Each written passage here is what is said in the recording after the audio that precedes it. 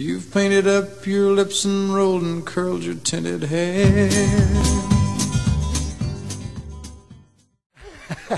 And what happened was, I went on the course, and there was lots of women in victim support, so they were obviously counselling the women, and they used to send me out to see the blokes. And one of the things they told me, they said, when you speak to the victims, you must make sure that they don't blame themselves that they've become the victim. They're just the victim of a crime. So I went to see this young bloke, and he'd been hit in a punch-up in a pub. And I was doing my, putting on my concerned face. And I said to him, I said, you mustn't really blame yourself that you've been injured in this punch-up. He said, but I do. I said, but you shouldn't. I said, why are you blaming yourself? He said, well, I hit the bloke and the bugger got back up again. Anyway, after that, a few years later, Myra rang me and said, would I like to be the chairman? I said, why? She says, well, my current chairman's giving me some jip. I said, why? She said, well, the other day he cautioned me. I said, cautioned you? What do you mean? She says, well, as in whatever you say will be taken down in evidence. I said, what, is he a policeman? She said, no, he's a retired policeman. I said, oh, right, okay. Anyway, I went along and they voted me in, much to their amazement, weren't they? Yeah, they voted me in as chairman. It was great because I then went on conferences a couple of days in Warwick, and then I met Rose and etc.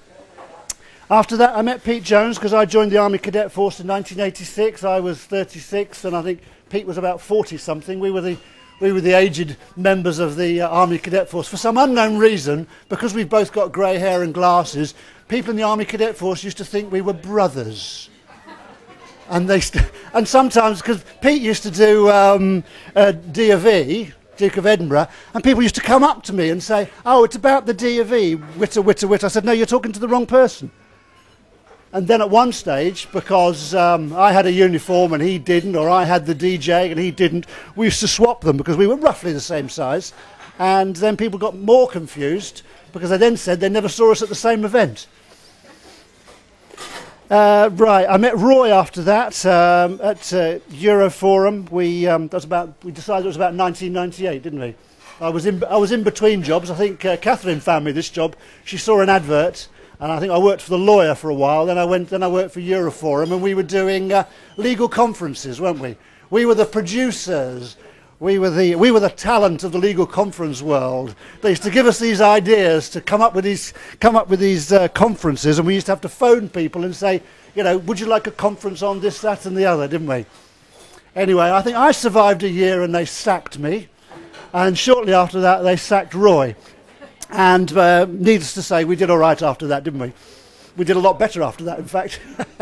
But the only funny thing while we were there, there were mainly women at Euroforum. And when Roy joined, he joined a few months after me, and he was sitting opposite me. And there was me with my white hair, and I was relatively old, really, because what was I? I must be coming up to 50, so they thought I was really old.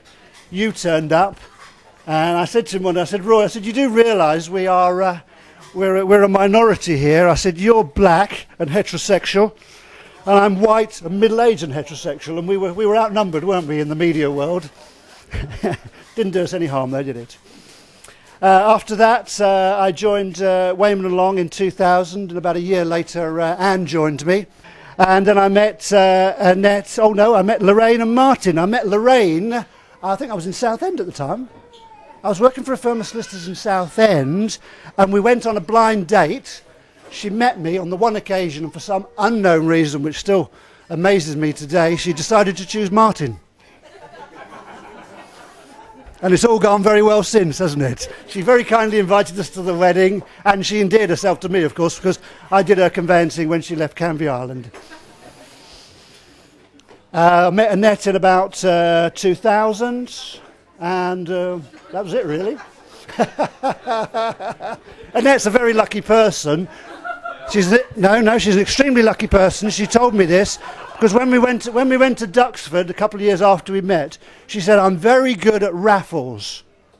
And so I said, okay. She said, you get me the money, I'll buy the tickets. And we won something, didn't we? We won this hurricane picture with all signed by the various people. And then the other day we went to somewhere else, didn't we? The ACF do, and Annette won one of the prizes. She won a bottle of Jack Daniels. And of course she's extremely lucky having met me.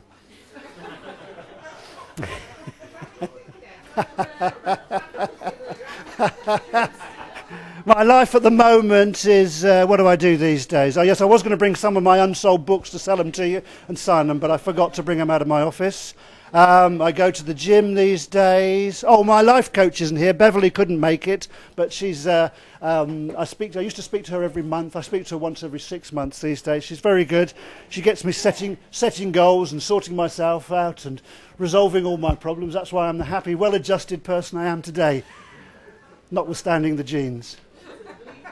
Oh no, the only other traumatic thing, I'm not really supposed to say this because Annette says if I ever hear that bleeding story again, because she said, because I have no trouble getting up early in the morning. She says, Howard, why do you have no trouble getting up in the morning? I said, because I used to do a paper round when I was 13. From the age of 13 to 18, I did a paper round while you lot were lying in bed, being you and him and Christine. No, I think she'd left home by then. I said, so I know what hard work is, getting up on those cold mornings, doing that paper round.